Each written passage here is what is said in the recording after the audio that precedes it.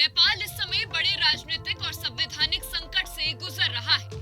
हाल ही में जेनजी यानी युवाओं के नेतृत्व में हुए बड़े आंदोलन ने केपी शर्मा ओली की सरकार को सत्ता से बाहर कर दिया। अब युवाओं की मांग है कि एक गैर राजनीतिक नेतृत्व के तहत अंतरिम सरकार बनाई जाए, लेकिन संविधान के हिसाब से संसद रहते हुए किसी गैर सांसद को प्रधानमंत्री नहीं बनाया जा सकता। इसी वजह से आंदोलनकारी संसद को भंग करने पर अड़े हुए हैं। राष्ट्रपति रामचंद्र पर दबाव तो है, लेकिन संविधान उन्हें सीधे संसद भंग करने का अधिकार नहीं देता, इसीलिए वह कोई कदम नहीं उठा पा रहे हैं। इसी बीच काठमांडू स्थित आर्मी हेडक्वार्टर के करीब 9 घंटे तक चली अहम बैठक में एक नई सरकार को लेकर कोई सहमति नहीं बन पाई।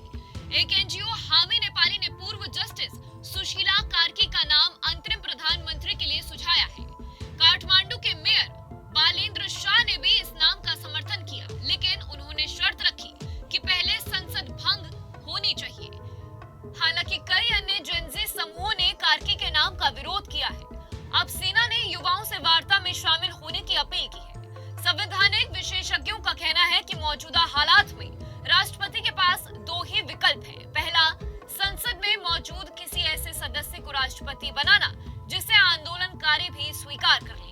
फिर वही सरकार संसद भंग कर चुनाव करने की सिफारिशें कर सकती है। दूसरा विकल्प है कि आंदोलनकारियों द्वारा सुझाए गए किसी उम्मीदवार को प्रधानमंत्री बनाया जाए, भले ही संविधान इसकी अनुमति ना देता हो।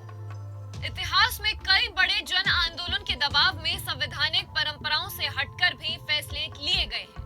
वरिष्ठ अधिवक्ता दिनेश त्रिपाठी का कहना है कि नेपाल राजनीतिक और संवैधानिक खालीपन की स्थिति में है और अब एक साझा उम्मीदवार को प्रधानमंत्री बनाना ही एकमात्र रास्ता बचा है। इस बीच नेपाल आर्मी ने सुरक्षा व्यवस्था अपने हाथ में ले ली है और प्रदर्शनकारियों से बातचीत भी वही कर रही है।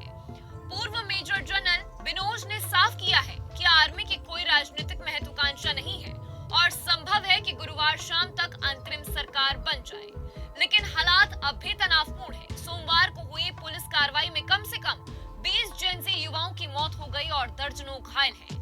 विशेषज्ञों ने मांग की है कि इन मौतों की जांच के लिए एक स्वतंत्र पैनल बनाया जाए और दोषियों को सजा मिले। राजनीतिक संकट के बीच नेपाल में इतिहास की सबसे बड़ी जेल ब्रेक की घटना भी सामने आई। प्रदर्शनकारियों ने 25 से ज्यादा जेलों पर हमला किया और करीब 15,000 कैदी फरार हो गए। कई जगह प्रशासनिक भवनों में आगजनी की गई और गेट तोड़कर कैदियों को छुड़ा लिया गया। वहीं काठमांडू घाटी की 2 बड़ी जेलों में भी कैदी भाग निकले। इस दौरान राष्ट्रीय स्वतंत्र पार्टी के अध्यक्ष रवि भी जेल से बाहर आए। उन्होंने फेसबुक पर वीडियो संदेश जारी कर कहा कि उन्हें नई सरकार में कोई दिलचस्पी नहीं है और हालात सामान्य होने पर वह दोबारा जेल जाने को तैयार है।